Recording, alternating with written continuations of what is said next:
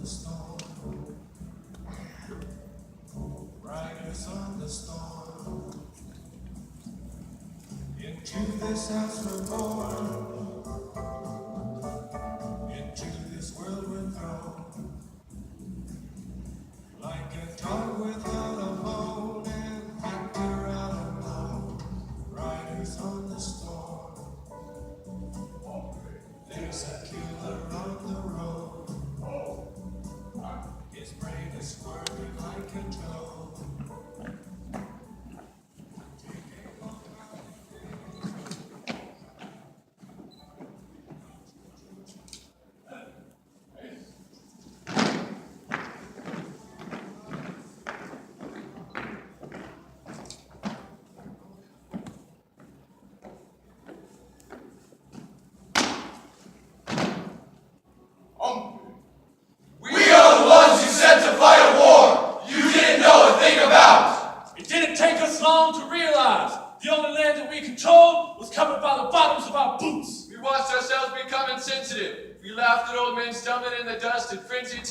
To avoid our 3-ton trucks. We are inextricable accomplices in this travesty of dreams, but we are not alone.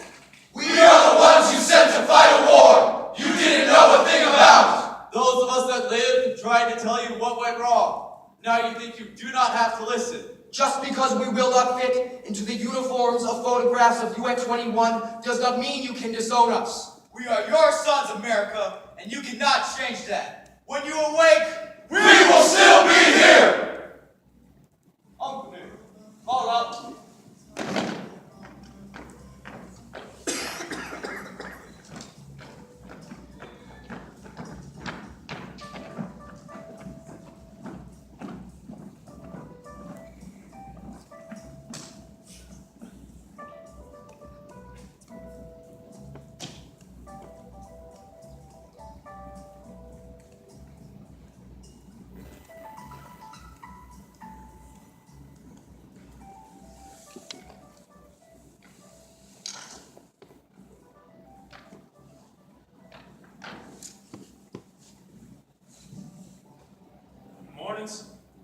Put on my fighting gear.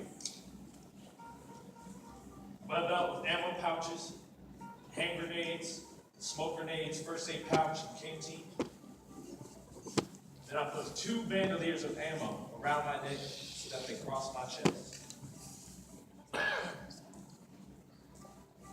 It comes my pack containing poncho liner, 5C ration meals, rain jacket, sweater jacket, extra canteen, extra ammo, my gun cleaning kit, extra smoke grenade, extra bolt for my rifle, a camera, and some cigarettes.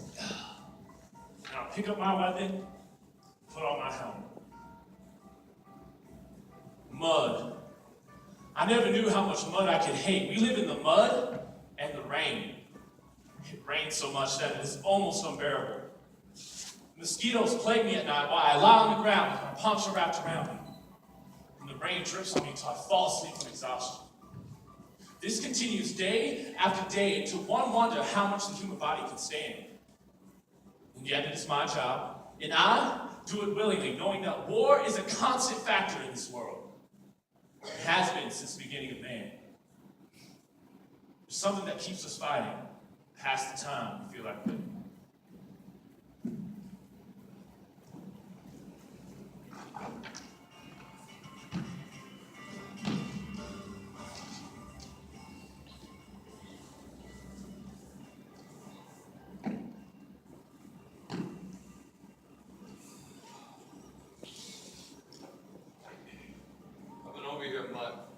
Training ever since getting to July.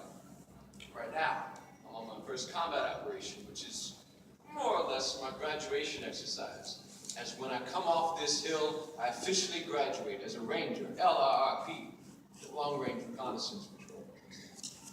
This unit is about as different from a normal grunt unit as an M16 is from a blunderbuss.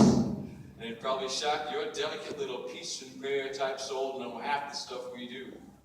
What we do is wage Charlie's war against Charlie. And play holy hell with the Geneva Convention doing it.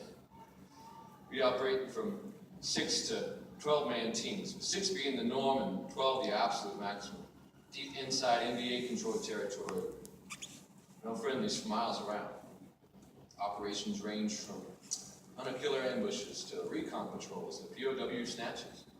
One team of 8 actually pulled off an ambush in the middle of an NBA base camp and got away with it. Charlie doesn't like this one. And many men in it are known by name to the VC who actually put prices on their heads. Charlie gave a lot to get his hands on some of us, but so far he's had no luck, as no man from Company G Rangers has ever surrendered. I'm real proud of the unit, and it looks like I'm going to get into it. The training is designed to break you if you can be broken, and is amazingly tough. I ran 56 miles in 7 days with 65 pounds of equipment and a rifle only.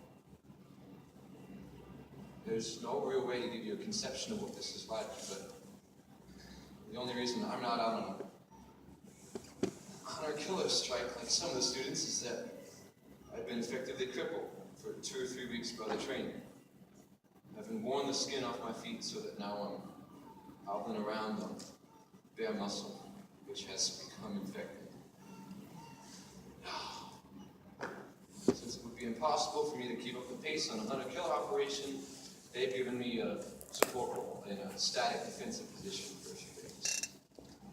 And to date, that has been the extent of my activities in Vietnam.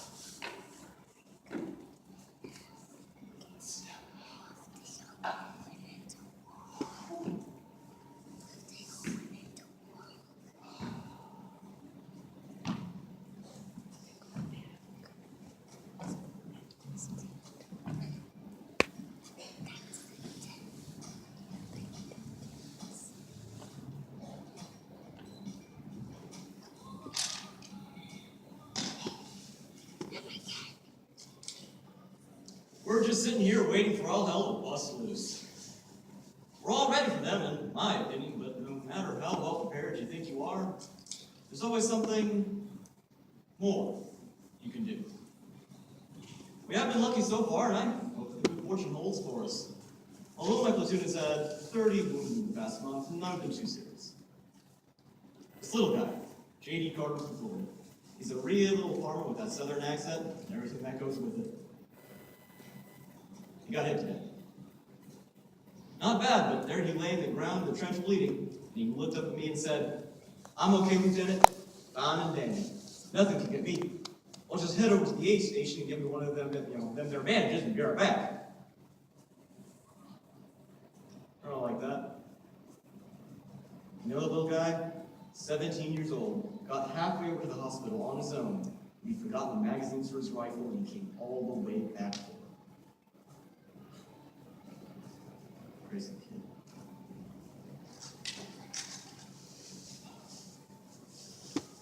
Tonight, I had a 19-year-old come to me for help and advice. He was married to an 18-year-old, and well, he was having problems. If he knew I was only 20, I wonder if he would have come.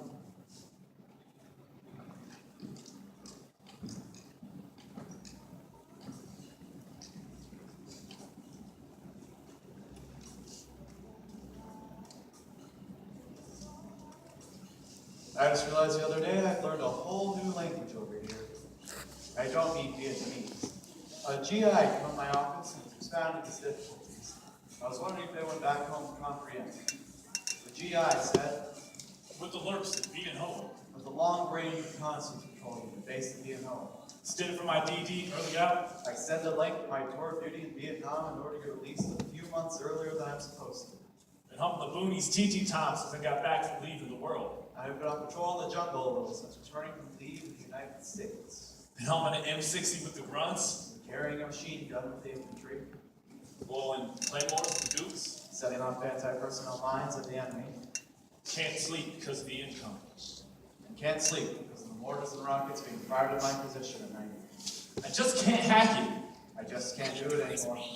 NCOs are all messing over me. Non-commissioned officers are harassing me. They say I'm stoned with the Soul Brothers beaucoup times. They say I get high with black soldiers many times. Every time I DD for a short time, girl, I get harassment. Every time I leave to go to a prostitute, I get hassled. Same if I don't. And I get hassled even if I don't. My CO gives me an Article 15 and a bust for TT reasons. My commanding officer gives me non-judicial punishment and reduction in rank for small reasons. He says he'll see me in LBJ. And he says he'll see me in Long Bin jail.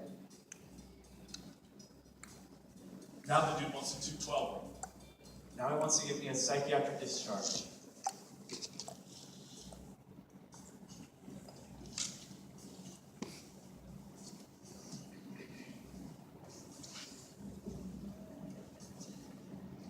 You asked about Vietnam, so I'll tell you. I love it. I really am happy over here. The work is hard and all the time, but it keeps me on my toes. Several times a week we go down to the hospitals and either chat with the troops or program them depending on their condition. This is one of the most disheartening and yet morale-boosting jobs for me. Just this past Monday, we went back to the Navy hospital and what a sight we saw. We see fellas with their arms and legs blown off, their heads smashed in and pieced together, eyes lost and hearts completely broken. Surprisingly enough, without sounding like a clairvoyant, the biggest lift we can give them is a human female hand and some cheerful words. There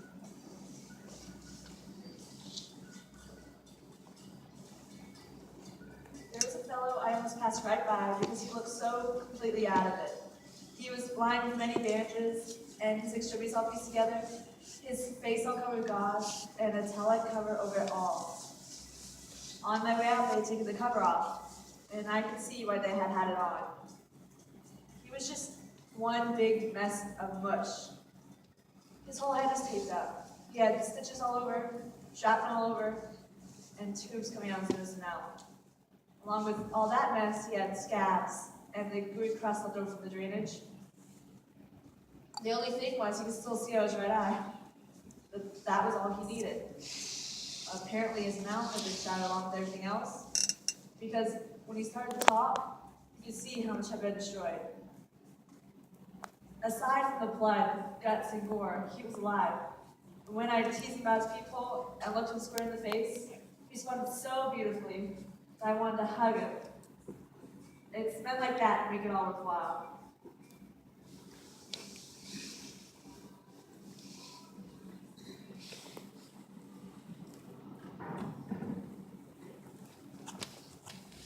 Some people wonder why Americans are in Vietnam.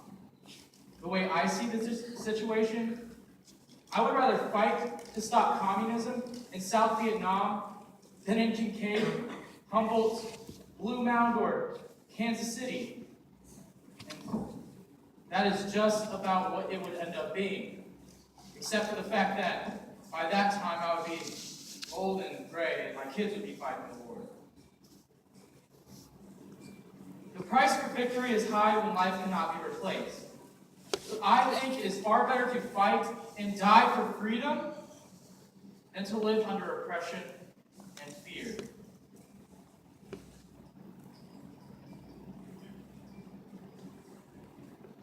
It hurts so much sometimes to see the paper full of demonstrators, especially people burning the flag. Fight fire with fire, we ask here. Display the flag, Mom and Dad, please. Every day, it means so much to us to know we're supported, to know not everyone feels we're making a mistake being here. Every day, we see more and more why we're here. When a whole Montagnard village comes in after being bombed and terrorized by Charlie, you know? These are helpless people dying every day. The worst of it is the children. Little baby Sons being brutally maimed and killed. They never hurt anyone. Papa San comes in with his 3 babies. 1 dead, and 2 covered with fragments. You try to tell him the boy is dead, finished, but he keeps talking to the baby as if it will make him live again. enough to break your heart. And through it all, you feel something's missing. There's not a sound from them. The children don't cry from pain. Parents don't cry from sorrow. No, nobody can tell me we don't belong here.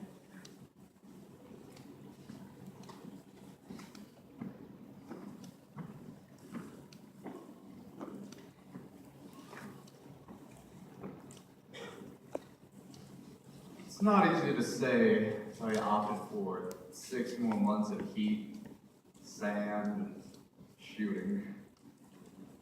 I know there will be nights that I suffer the loss of another friend, but that's part of the job.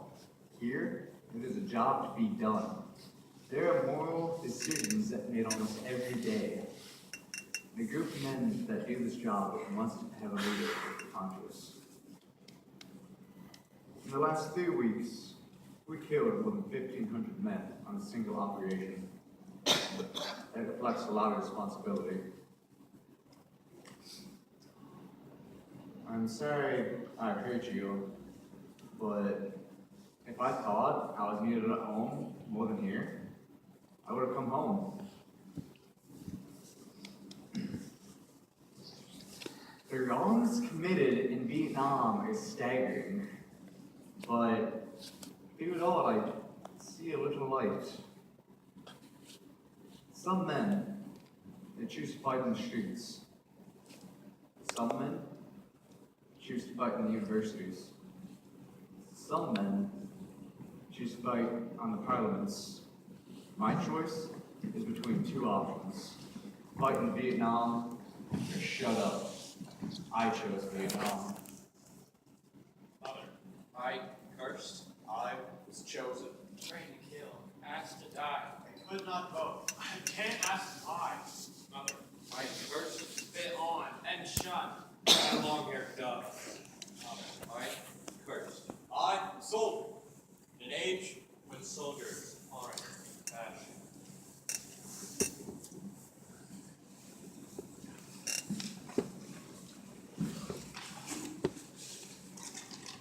The physical and human damage done over the last few years is much greater than I realized, especially the human damage. There are the usual scars of war all over, the bomb and artillery craters, the ruined villages and the like. These things you can understand as the byproducts of war, but I can't accept the fact of the human damage. Not just the dead, but the GIs who can't talk in coherent sentences anymore, or the ones we found they love to kill, or the Vietnamese, who must have been a gentle, graceful people before the war turned into thieves, black marketeers, and prostitutes. You could buy a woman for a carton of cigarettes.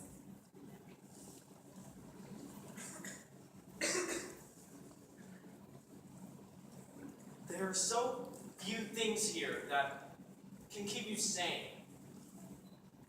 Everything seems out of whack. To maintain some sense of humanity, I've been going out on medcaps. The medical service taken out to remote villages. I went along as a guard and got to help treat some of the children. We played games with them, went for walks, the beach, took pictures, and in general, just loved them up. They stole my watch, but it really didn't matter, because in the end, I sang for them. The Largo al Factotum, from the Barber of Seville. You know, Figaro, Figaro. They loved it, laughed, but what was most gratifying? They started singing part of it back to each other. They called me Beautiful. Melba!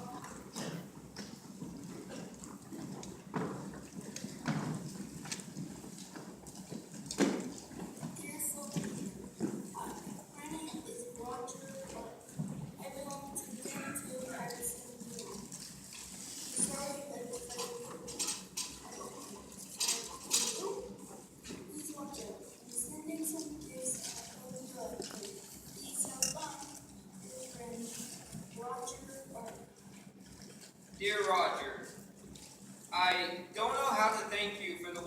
gifts you sent to me and my buddies.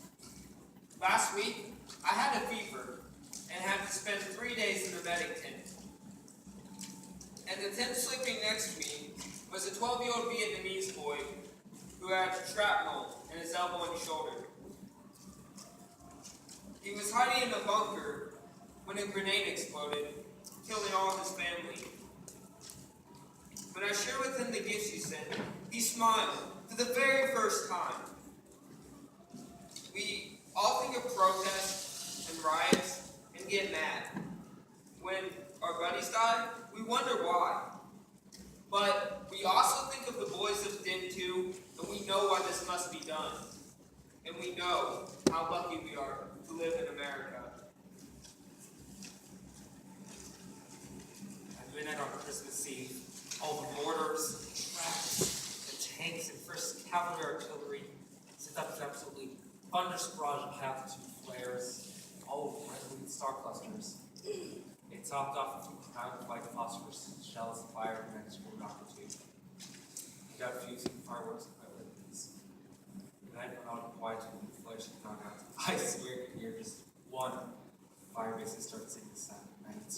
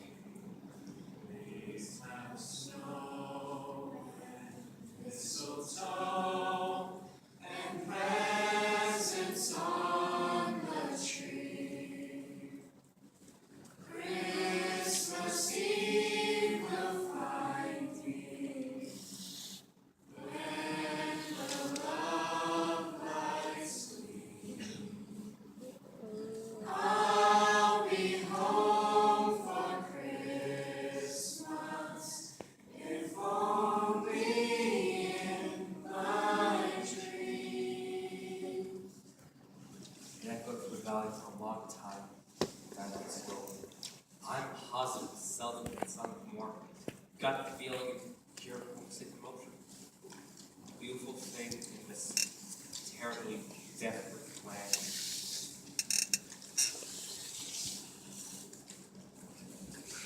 Happy birthday to me, happy birthday to me. The girls gave me a surprise party at the club. They got one of the cooks on the American side to bake a birthday cake. The officers fixed me an American breakfast the next day. Instead of the usual cold rice and fried fish heads, they gave me cornflakes with chocolate milk. Well, it's the thought that counts, right?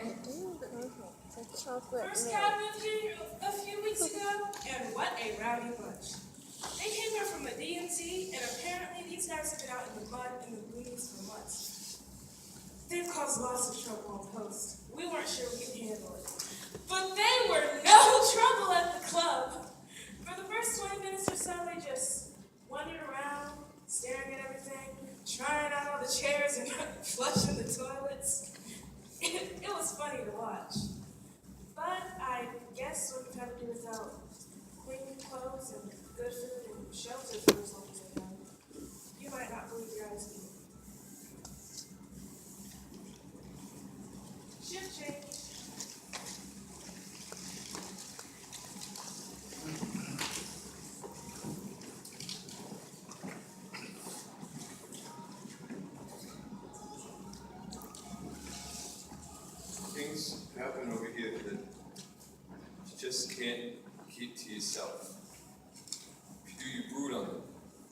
slowly go flat-handed, careless, and eventually get zapped and your mind is strayed from the job at hand.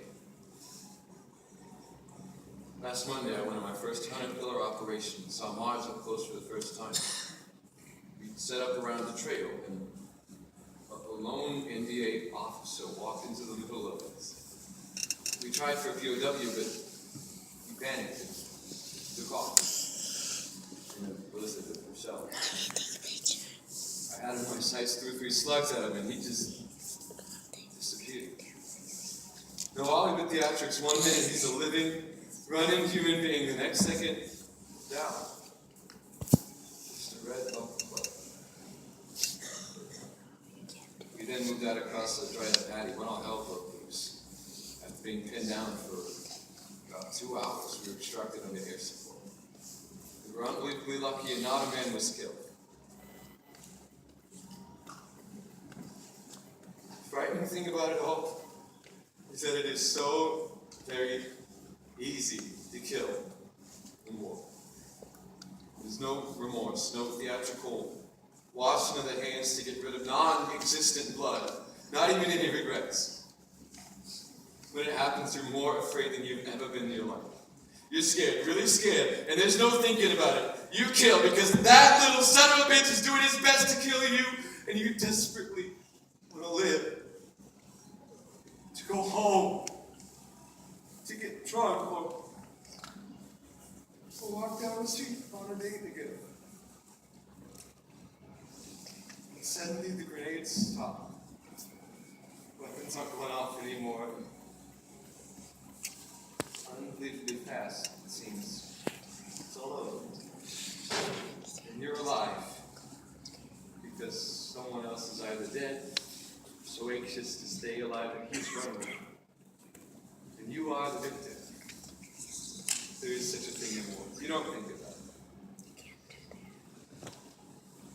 I truly come to envy the honest pacifist who honestly believes that no killing is permissible and can, with a clear conscience, stay home and not take part in these conflicts. I wish I could do the same. I can't see letting another take my place and my risks over here.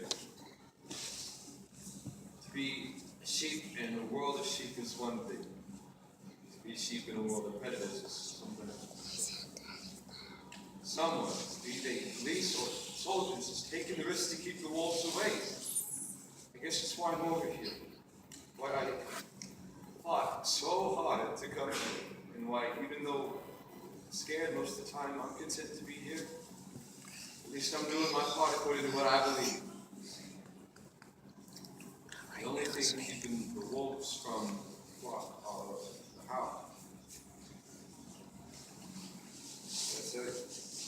Allegorically speaking, it is a hard, scary task to be a wolf hound.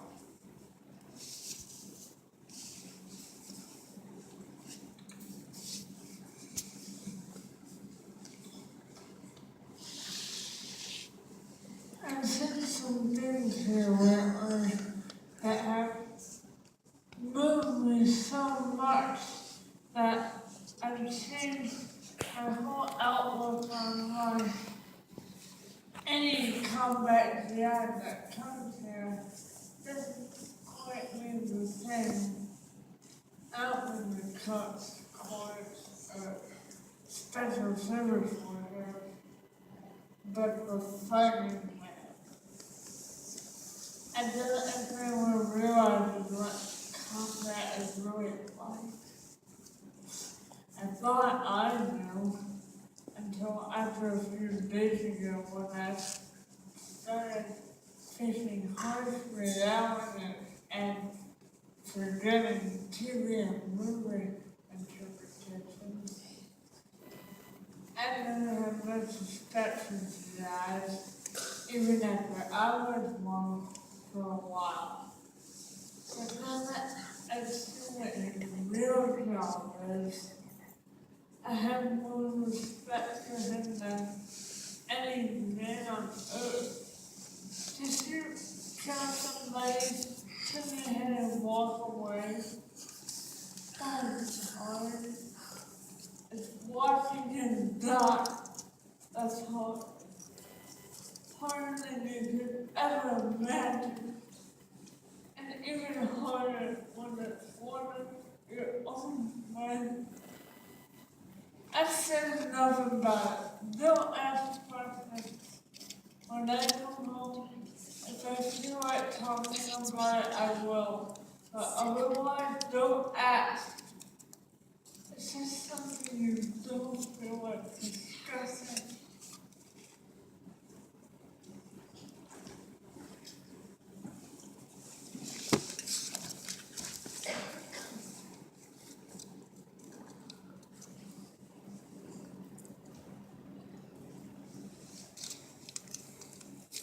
Really, I'm fine. I was frightened out of blood, but the wound is skin deep. I just hope they'll send me back to my second platoon. Don't tell Mom. Tell her I'm going to R&R Kabung town. Probably won't write. Be real subtle. Don't you worry. I got hurt yesterday at 4:30 p.m. and I showered, shaved, and I feel good as new. They just gave me a little to remove the metal. Not scared anymore. You should have seen my men fight. They were going after wounded men, shot right in front of my track, whom no one else would go for. I went too. Do you want me to go get him, sir? Remember that. When I got blind on my track, 3 of my men were right there, helping me up. My platoon sergeant came running up. Sam was temporarily blinded, but still managed to drag me off the track and off the road. There was a blind man consoling a man with a lost leg. Hanger got blown off the track. Before I got dusted off, he came up to me and said, "I'm sorry, sir. I didn't want to get off the track. I was thrown off." You should have seen the brave men.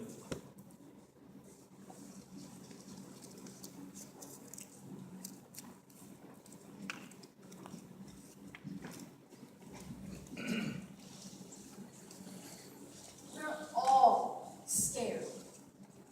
One, we hate to see this emotion in the eyes of each individual. One might hide it with his mouth, while another might hide it with his actions, but there's no way around it. We are all scared. They say, when fear is in a man, he is prepared for anything. When fear possesses the man, he is prepared for nothing. As of now, fear is in me. I hope I can keep it from possessing me.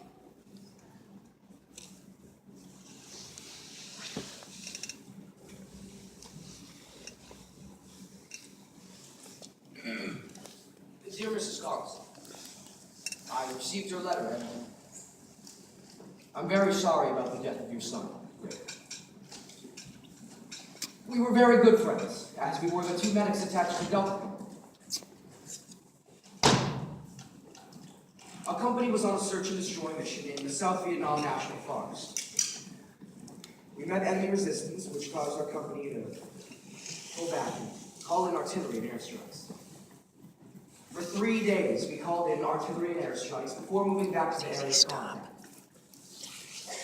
When we advanced, Charlie had concealed himself and set up an ambush. The enemy opened up, hitting one of our men in both legs. At this time, we pulled back, but in the cycling, we didn't know that we had a man lying back there wounded, until we heard his shouts. At this time, we couldn't get to him because the firing was so heavy. So, I crawled forward and began to aid the man. But I couldn't drag them back because they had me pinned down. A 5-man team was sent to provide a base of fire for me while I carried my wounded buddy back. But those 5 men never made it to my position. They were all shot down and wounded. So I left the man and began applying aid to the other wounded members of my company. Richard crawled up beside me and began patching up the nearest man to him when he was shot in the leg. He was bleeding badly and in great pain. I applied morphine to his wound to ease the pain. He finally told me pain had subsided a great deal, so I told him to lie there until I could drag him back, but he saw that an officer had been hit in the head and was losing a lot of blood. So he rolled over several times until he was by the officer's side, and he began to treat the man as best he could. In the process, he was shot several more times. Twice in the chest and once in the eye. He called to me, "Charles!" I began to treat his wounds. As I applied bandages, he looked up at me and said, "Doc, I'm a mess." He then said, "Oh God, I don't want to die. Mother, I don't want to die. Oh God, don't let me die!" We called for a helicopter to take him and the rest of the wounded back to the hospital. Richard died before the ship arrived.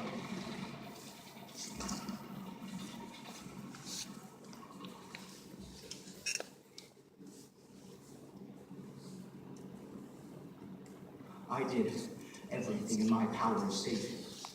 Every skill known to me was applied.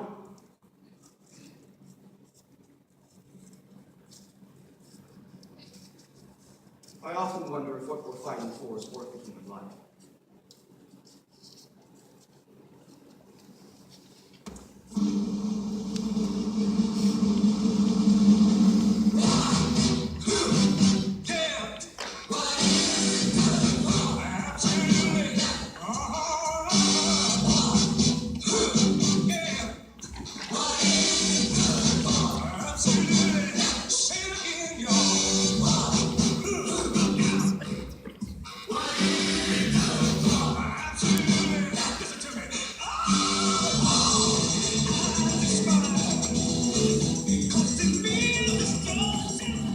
While walking down the road one day in the merry month of September, my squad and I got into a hell of a fray and lost momentarily one member. Me! A car-bound round hit me doing the most good. Right in the butt. Hit no bones, blood vessels, nerves, or anything else except my pride. I was walking along the trail and told one of my men, "Hitcho took us up to the head of the column." When all of a sudden, I heard a loud noise below me, and it felt like somebody kicked me right in the butt.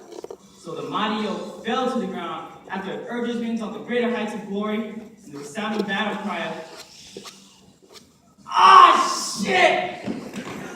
I thought I'd been hit by a booby trap or something, and I didn't realize that people were shooting at us, and me in particular, since I'm just lying on the road." This also occurred to my unalert band of cutthroats, and one of my men dragged me off the road and down to an embankment that felt, oh, so good. By this time, I regained my form and told my men to return fire and charge the ambush, which they did no avail to. While one of my corpsmen was explaining to me he was never taught how to bandage up a wounded butt, so I explained to him in graphic detail to the consequences of his personage would be if he didn't think of a way quickly. He invented a way.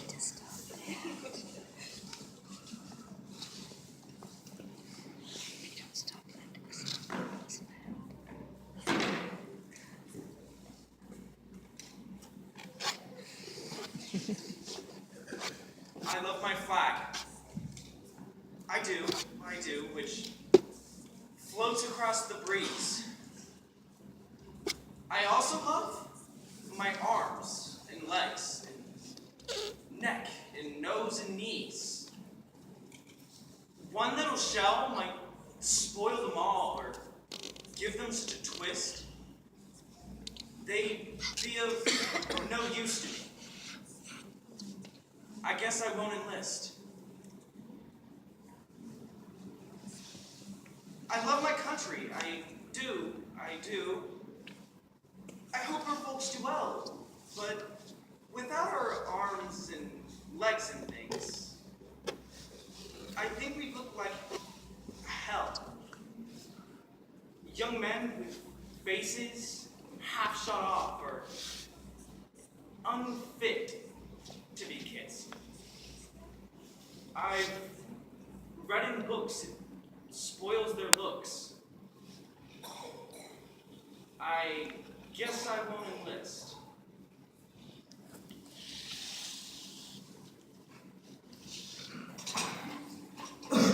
I'm sick.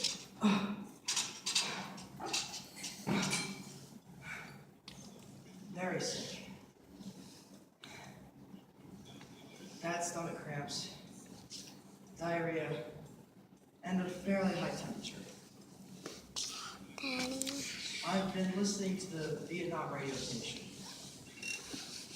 They just had a news report special on the assassination of Martin Luther King in Memphis. I heard President Johnson's speech, but now I have a story to tell. On March 29th, we received small arms fire from the village. 2 platoons were in the village.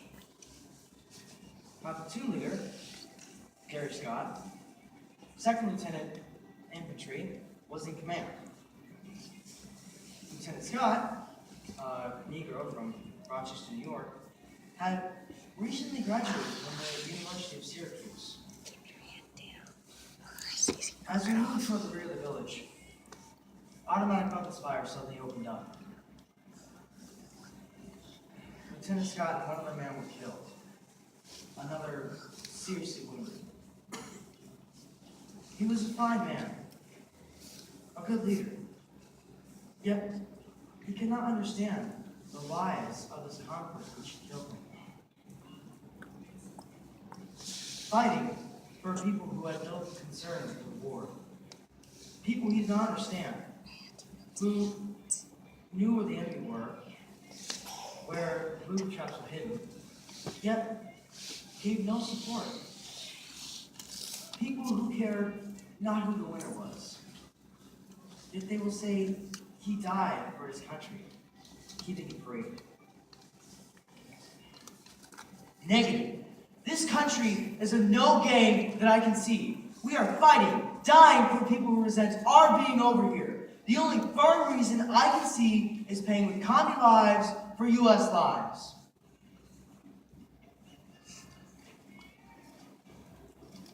Tonight, the nation mourns the death of Martin Luther King. Not me. I mourn the deaths of the real leaders of peace. The people who give the real sacrifice. People like Lieutenant Scott. Tonight, as the nation mourns Dr. King, they drink their cold beers, turn on the air conditioners, and watch the TVs. We who mourn the deaths over here set up our ambushes, pull our guards, and eat our sea baskets. I will probably get a Bronze Star from firefight. Lieutenant Scott will get a Silver Star. That is supposed to help me get a job someday, and is supposed to suffice for Lieutenant Scott's life.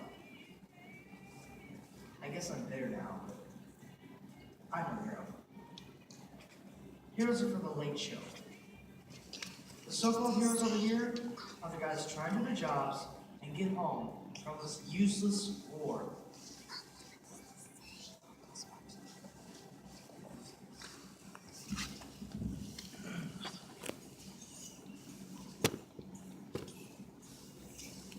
I'm writing this in the event that I am killed during my remaining tour of duty in Vietnam. First of all, I want to say that I am here as a result of my own desire.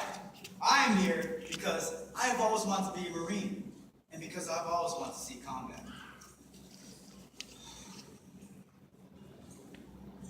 I don't like being over here, but I'm doing the job that must be done. I am fighting an inevitable enemy that must be fought now or later. I am fighting for what I believe in, what I want to do. a democratic society. If I'm killed or carrying out this mission, I want no one to cry or mourn with me. I want people to hold their heads high and be proud of me for the job I've done.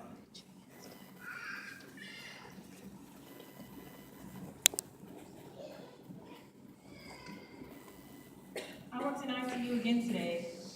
I was lucky. It got to 102 today, and ICU is air conditioned. They got a lot of real sick patients. One of the GIs who died yesterday was from Mordic Medical, had malaria. He got up at 2 a.m. and was running to the latrine to vomit. Felt really hard and cracked his head on the cement floor. The nurse who was on duty said you could hear his skull fracture. He immediately started bleeding from ears and nose, and then stopped breathing. Then had cardiac arrest. They got him going again and transferred him to ICU, but he died anyway. Census